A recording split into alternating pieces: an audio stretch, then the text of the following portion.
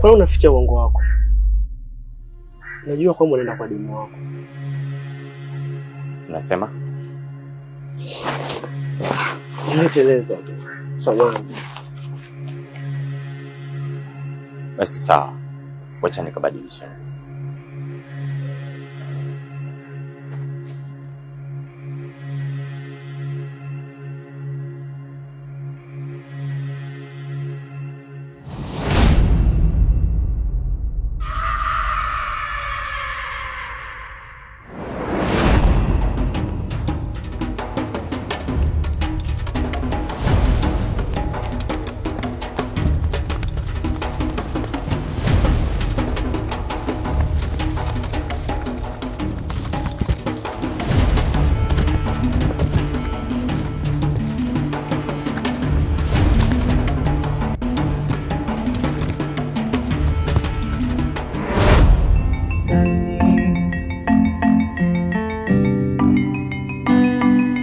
Nani, kuna mambo mengi duniani.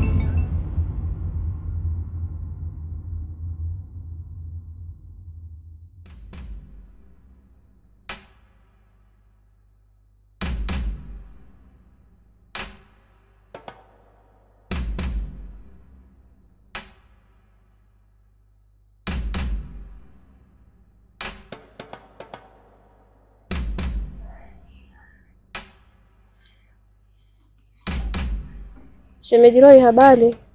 Nashukuru, sijui za kwako. Salama. Haya.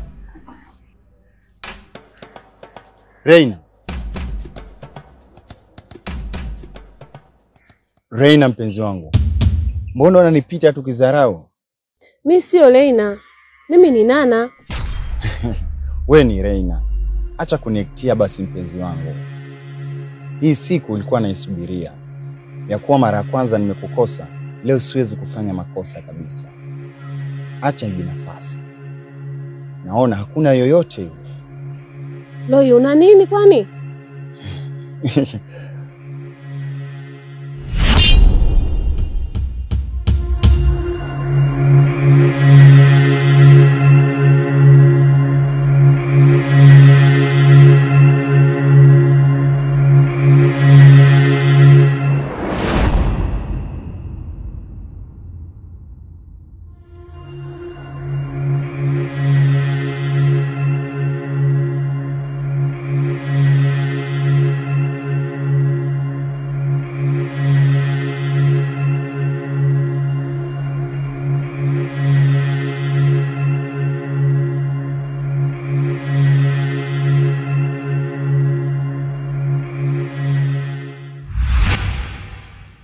Ninafurahi kukuona hapa muda huu.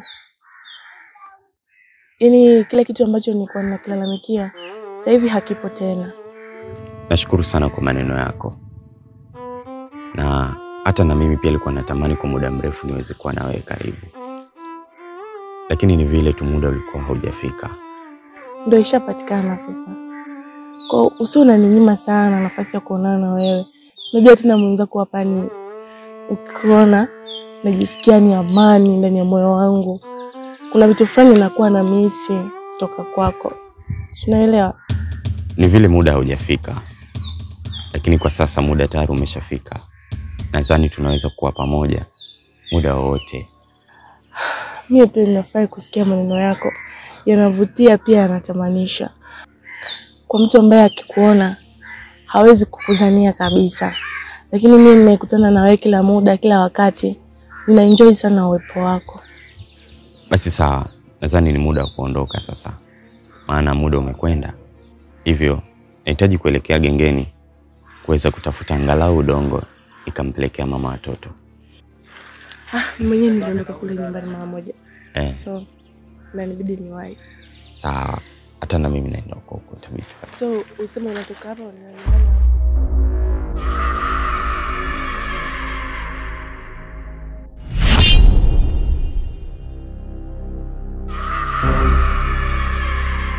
Ibaki kwa asili.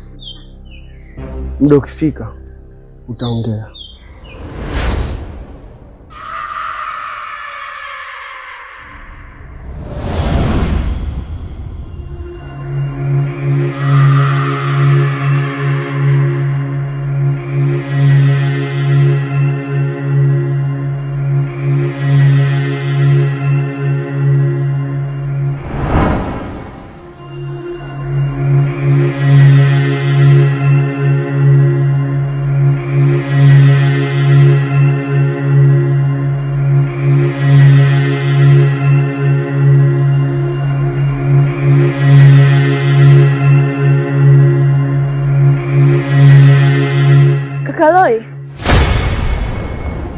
Vipi?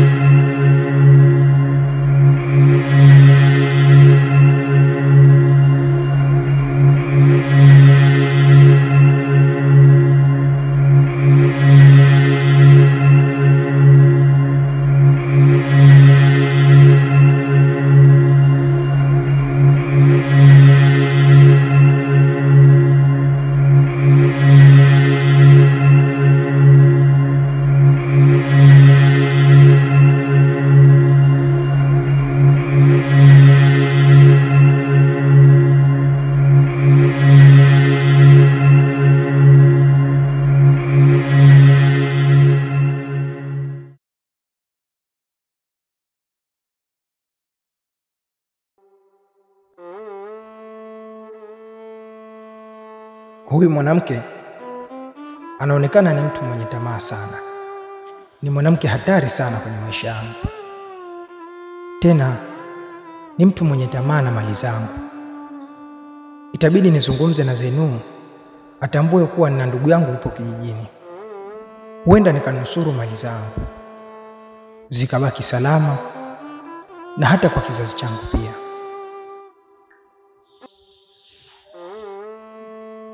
Zenu? Zenu?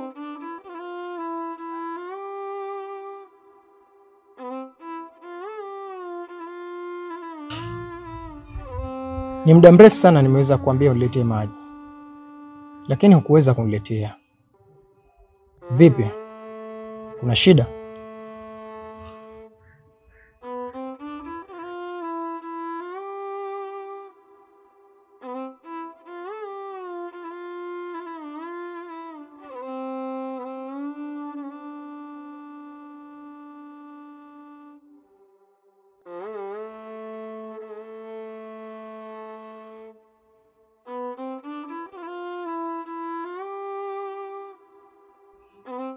Asante kwa kuweza kunijali.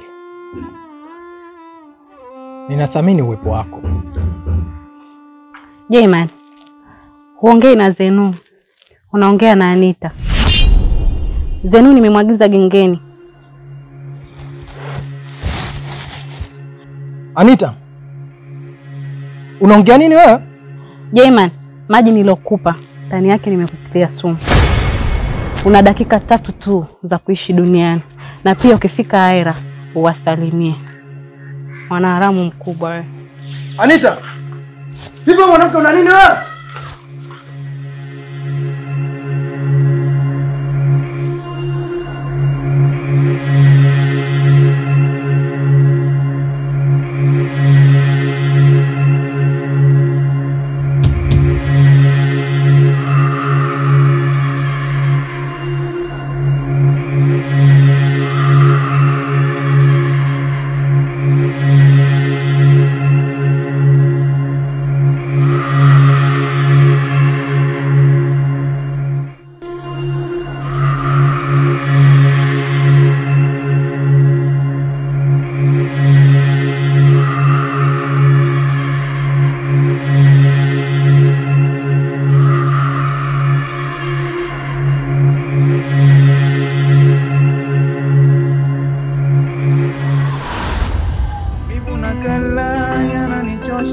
Mapenzi jela chozi la nidondoka, maisha na kifo vyote na viogopa, wapi nitulie. Maumivu na kala yananichosha, mapenzi jela chozi.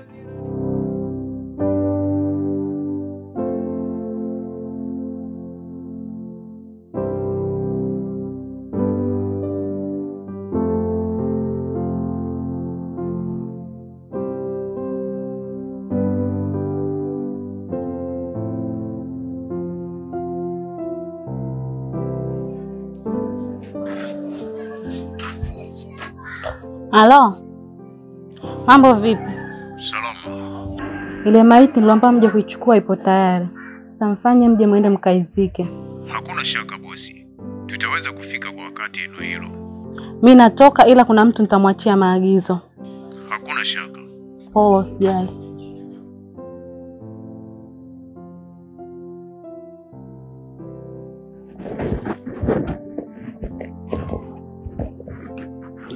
Dazenu, ile safari yangu muda wake ndio huo sasa. Sawa, lakini kutokana na vipimo vya daktari inasemekana kama kafa kwa sumu. Isijekuwa nahusika na hili tatizo. Achana na hayo mambo. Kwa kuwa daktari kashathibitisha, kikubwa ule mwili uzikwe. Lakini Lucia na familia yake. Fuata maagizo niliyokuachia. Ukienda tofauti na mimi, tutakuja kukosana. Basi sawa, mimi nikutakia safari njema. Haya sawa, ila usisahau kuwapa wale watu ushirikiano niliowaagiza waje kuchukua mwili humo ndani.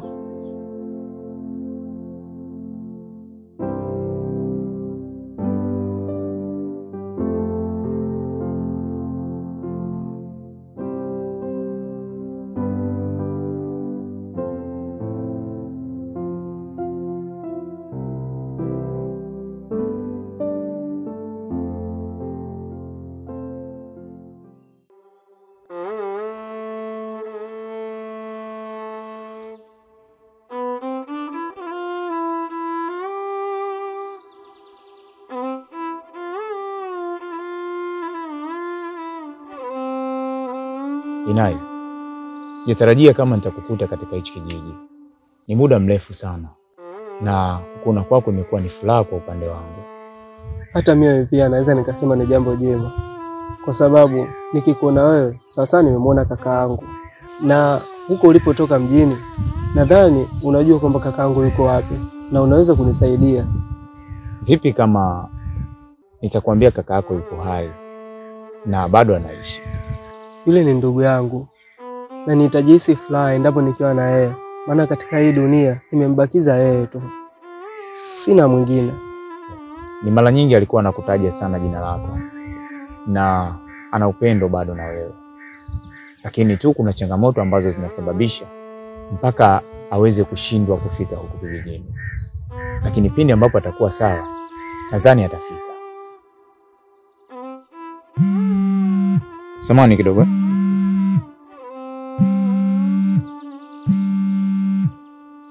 Halo. Zenu, habari? Abi vipi? Salama tu, kwema? Kuna tatizo. Kuna tatizo? Amefariki. Amefariki? Ndio. Na sasa najiandaa kuja na mwili huko. Maana kuna watu wameagizwa waje uchukue mwili waupeleke sehemu. Sawa. Hamna shida. Sawa. Kaka. Vipi? Uko sawa? Niko sawa. Lakini siko sawa hivyo. Inai, kaka yako atafika. Lakini sina uhakika kama atafika salama. Sijakuelewa unamaanisha kipi? Basi tutaongea vizuri zaidi.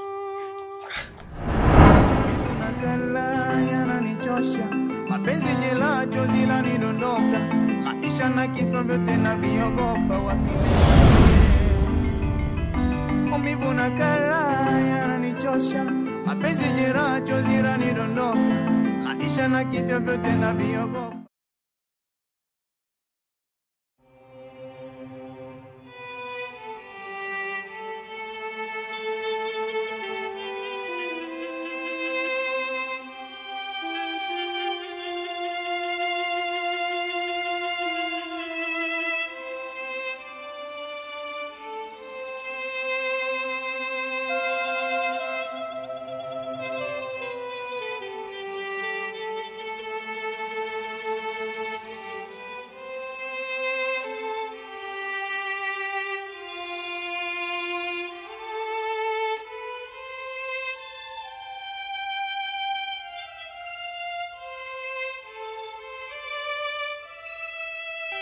Pole sana mme wangu.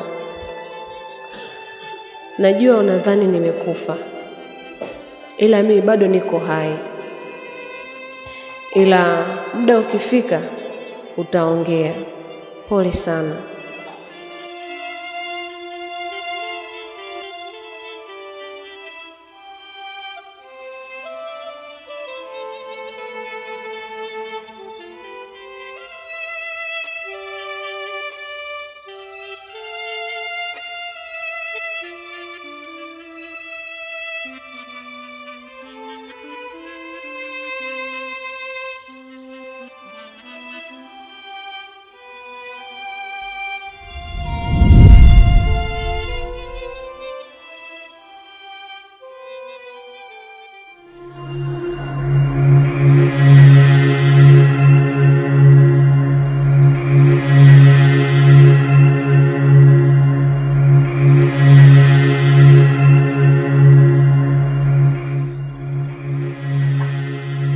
Lia.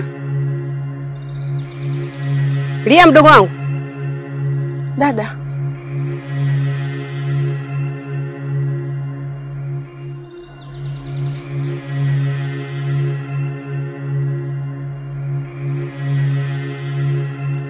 Naona umesimama ghafla afu naangalia huko. Kuna nini? Unajua dada, nina wasiwasi sana na kaka.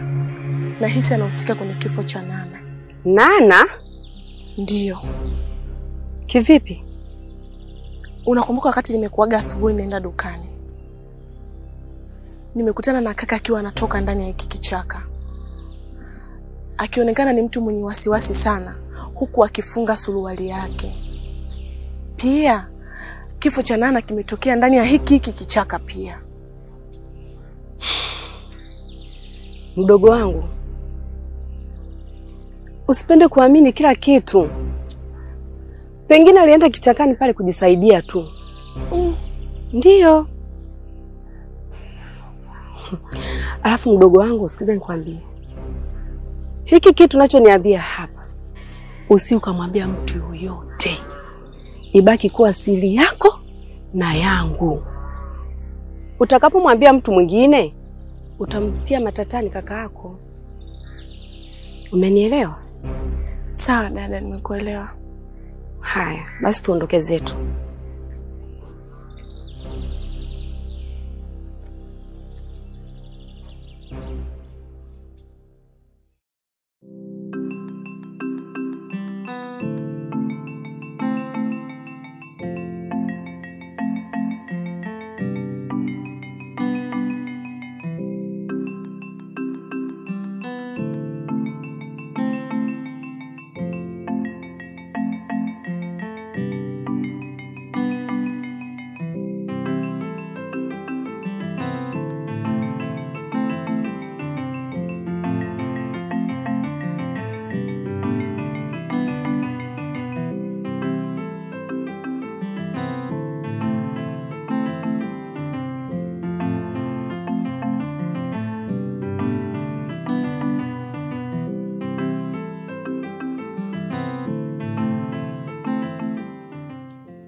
Tifa.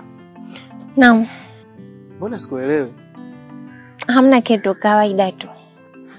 Upo kawaida vipi? Yaani tangia nilipotoka msibani mpaka sasa hivi sikuelewi. Naona una mambo mengi sana. Nipo sawa kabisa. Upo sawa wapi kati na kuona kabisa haupo sawa? Na hicho unachoficha ni nini? Hapana, sijaficha kitu mbona. Nimekuona kabisa umeficha karatasi. Hapana, sijaficha kitu. Tifa, mimi ni msiri wako. Naiomba. Enai, je, una kifua kweli kwa nitakalo kuambia? Mimi ni mwanaume na nakifua. Wewe nipe tu. Sawa.